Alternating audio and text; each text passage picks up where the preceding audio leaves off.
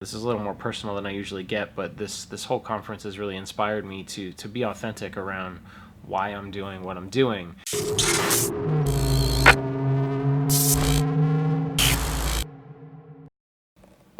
Hey, so I'm Jeff Straw, in case you didn't know. There it is, in writing.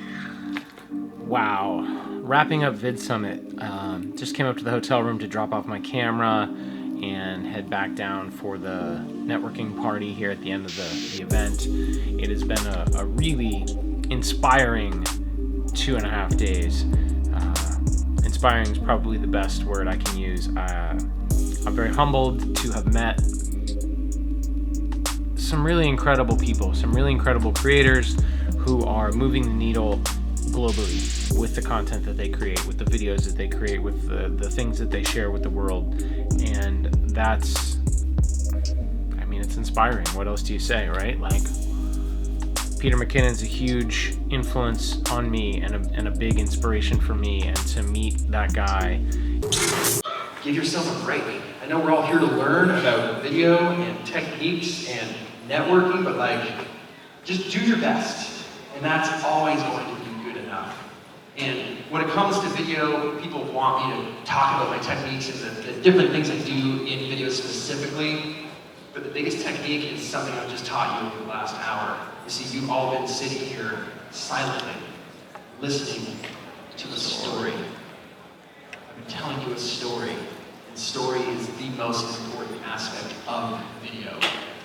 So if there's anything that I can teach you at VidSummit, I just spent the last hour doing it. To meet Sean Holladay, his brand manager, and really click with Sean, like, in a pretty big way. That when some of you in this room might be at 200 subscribers or 400 subscribers, you might be the best juggler in the world, or you might be the best artist. So I saw that in Pete, got super stoked, we became best friends instantly, and we went off to the races. And Pete, first thing was like, hey, do you want this brand? I think it's so. Which they're in the house.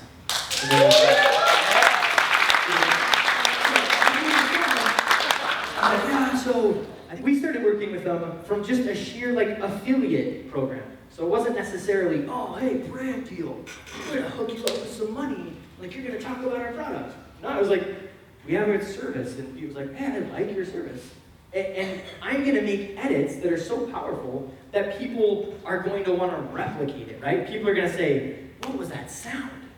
How did you make that, right? And so he looked at it and said, this is a brand that I like the quality, I like what they're doing, and I'm gonna associate myself with him. To see Mr. Beast, to see Casey Neistat, like, I just, it was pretty cool. And that just sounds like underwhelming. Like, oh, it was pretty cool. No, like, oh my God, it was pretty cool. Oh my God, it was so cool. On the other side of that, there's a number of YouTubers, some that are in this room right now, most of which that I've reached out to and developed a relationship with. A lot of these YouTubers I met or first discovered when they were really, really small channels, when they were getting maybe a few thousand or high hundreds of views. But it was so abundantly clear that that intent was there, that that plan was there, that they had a vision, that they were doing something that they truly, truly loved. And it's not a coincidence that it is those YouTubers are the ones that find success the most easily. I can't even put my finger on it. Like, I've been to a bunch of conferences before, and maybe it's because this is a new thing for me, the whole vlogging thing. Maybe the YouTube thing is so new for me that it just holds this sort of magical mystique or something. But I don't think that that's it. I think that this is a special conference. It's small enough that where, like, you start to see people throughout the day and say what's up to them, and then see them again and see them again. But not only that, for the most part, the people that are speaking, the keynote speakers, are floating around. Like, Mr. Beast was just out talking to people throughout the conference, throughout the day. And, you know, here's a guy that is getting 10 million views on every one of his videos. And for his keynote, he broke down his process. He broke down how he makes thumbnails. He broke down how he tests out his video titles and opened up some of his analytics for us to look at. You know, just a real transparent, real honest, real not trying to be over the top and super slick kind of a guy. And I think that authenticity really goes a long way, and I think that that's part of why he's had the success that he's had.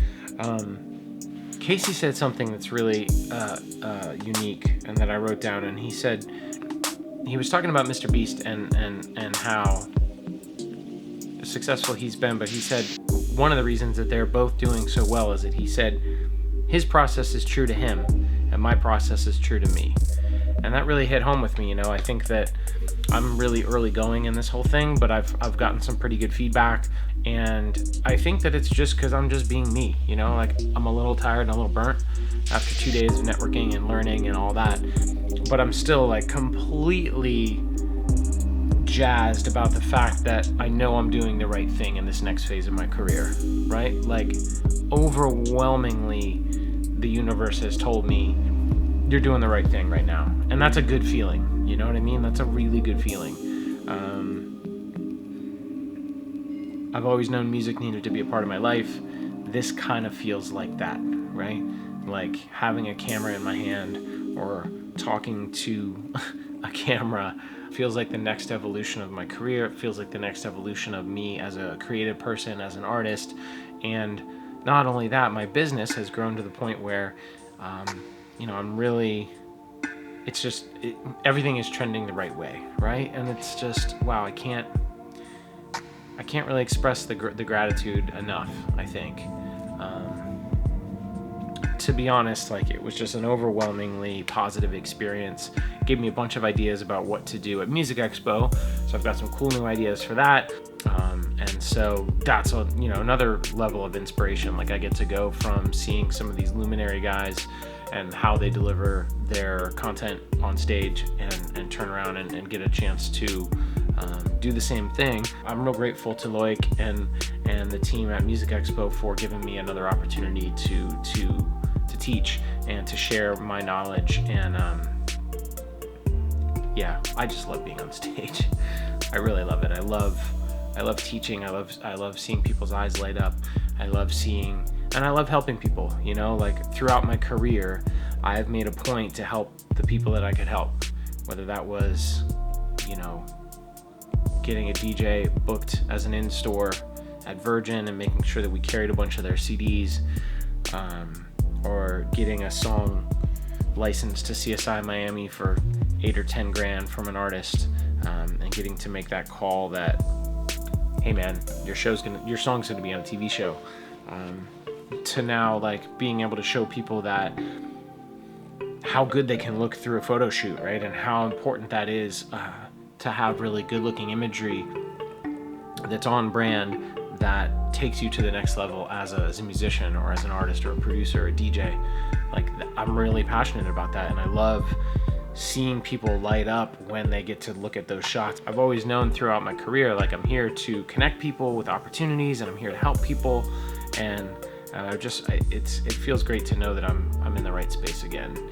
So I don't know, this is a little more personal than I usually get, but this whole conference has really inspired me to be authentic around why I'm doing what I'm doing. And I got a couple cool opportunities for collaboration with some people that I've met, and just wow, what a cool thing, what a cool show. So VidSummit 2019, thank you. I'll definitely be back next year, and if you're a video creator, YouTuber, it's a great conference. So all right, with that, I'm out.